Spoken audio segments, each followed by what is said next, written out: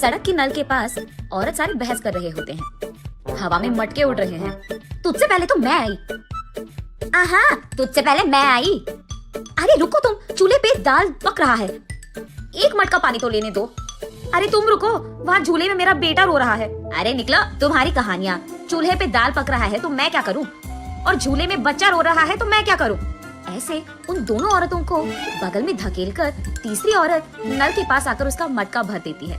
इतने में वही बगल में आमने सामने घरों में रहने वाले मंदाकिनी और मंगतायरू उनके अपने अपने मटके लेकर वहाँ आते हैं। एक दूसरे को देखते ही वो दोनों गुस्से से लाल हो जाते हैं। मंगतायरू और मंदाकिनी दोनों सास बहू हैं और दोनों एक ही घर में रहते थे। मंदाकिनी मंगतायरू से बहुत लड़कर उसके पति को मनाकर अपनी सास के घर से बाहर आ जाती है। दोनों का अतीत उनके सामने आता है। एक मटका पानी लाने के लिए इतना नाटक करती थी, जब भी कुछ काम बोलूं यहाँ दुख रहा है वहाँ दुख रहा है कहती थी।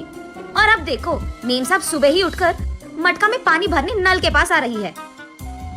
सुबह उठते ही सारे पकवान को भैंस की तरह खाती रहती है, चीजों को यहाँ से वहाँ तक नहीं लगाती है। लेकिन अब देखो, भैंस चल के आ रही है मटके पानी के लिए। ऐसे एक दूसरे को कोसते हुए वो दोनों नल के पास आते हैं। सबसे पहले मंगतायरू पानी के लिए उसकी मटका नल के नीचे लगाती है। लो, आ गई भैंस। आते ही अपना मटका लगा दिया इसने नल के नीचे, जैसे इसका बाप का जागिर हो। ऐसे उसका मजाक उड़ाकर मंगतायरू की मटके को एक जोर का झटका देती है। बस मटका ऊपर उड़कर नीचे गिरता है। बाप रे, कितनी घमंडी है ये। मेरे ही बेटे के पैसे खाते हुए मुझे भैंस कह रही है, और ऊपर से मेरे ही लड़के को लात मारा तुमने। ऐसे कहते हुए मंदाकिनी की मटके को भी जोर का झटका देती है मंगतायरू। मैं तुम्हारे बेटे के पैसे नहीं खा रही हूँ, तुम ही मेरे पति के पैसे खा रहे हो। मेरे सारे बनाए हुए पकवान को सुबह से रात तक खाती रहती है तो भैंस की तरह ही दिखेगी ना। भैंस कहीं की मेरे ही मटके को लात मारती है। कितनी घमंडी है तू। मटके को ही नहीं, अगर मेरी सकी ना तेरे को भी मारूंगी, समझी। हाँ, जरूर मारेगी। इतनी घमंडी जो है। मेरे बेटे को मुझसे दूर कर दिया तूने, मेरे घर से उसको निकाल दिया तूने, और अब मेरे ही घर के सामने रह रही है। सिर्फ तेरे बेटे को ही नहीं, तुझे भी तेरे घर से निकाल दूंगी, समझी। मुझसे पंगा लेगी ना, ऐसे ही होगा। तू तो जरूर करेगी, घमंडी औरत, बंदर मुंह वाली कहीं की। मुझे देखकर ऐसा लगता है कि भैंस को कपड़े पहनाए हैं, और तू मुझे बंदर कह रही है। भैंस कहीं की मुझे भैंस कह रही है, मुझे बंदर कह रही है। ऐसे वो दोनों एक दूसरे से लड़ते हुए एक दूसरे के बाल पकड़कर लड़ते लड़ते नल के बगल में मौजूद कीचड़ में गिर जाते हैं। ये सब दूर से देख रहे बाप बेटे दोनों एक दूसरे को देख हंस पड़ते हैं। मंदाकिनी घर में सारा काम करते हुए रहती थी। उसे देख मंगतायरू, क्यों बहू, लगता है कि नल में ना पानी खत्म हो जाएगा, जाकर तो मटके ले आ बेटी। ऐसे ऑर्डर देती थी मंगतायरू। मंदाकिनी के हाथों बनाए सारे पकवान खाते हुए वो हमेशा शिकायत करती थी कि इसमें नमक कम है और इसमें मिर्ची ज्यादा है, ये तो बहुत तीखा हो गया, ये तो बहुत मीठा है। उसके शिकायत सुनने के 2 दिन बाद तक मंदाकिनी रसोई घर का मुंह भी नहीं देखती थी, रूठ कर अपना मुंह लटकाती थी।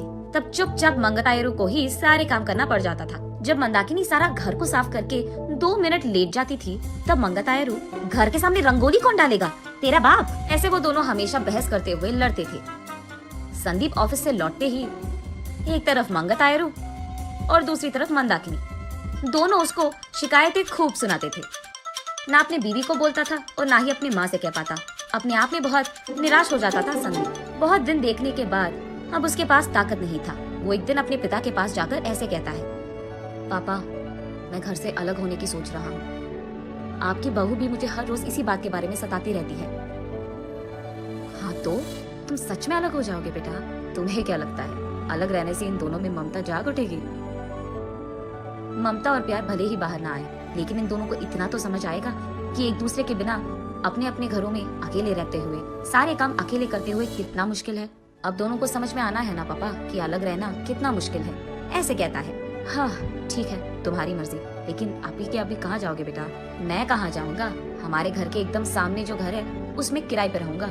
ऐसे बाप बेटे दोनों ऐसी योजना बनाते हैं जिनसे सास बहू अनजान है। इन दोनों को सबक सिखाना तो छोड़ो, एकदम पागलों की तरह लड़ रहे हैं ये दोनों। ऐसे कीचड़ में गिरे सास बहू को देख उनके चारों ओर मौजूद सारे गांव वाले जोर जोर से हंसते रहते हैं। अब इन दोनों इसके बाद क्या करेंगे ये हम अगली वीडियो में जानेंगे।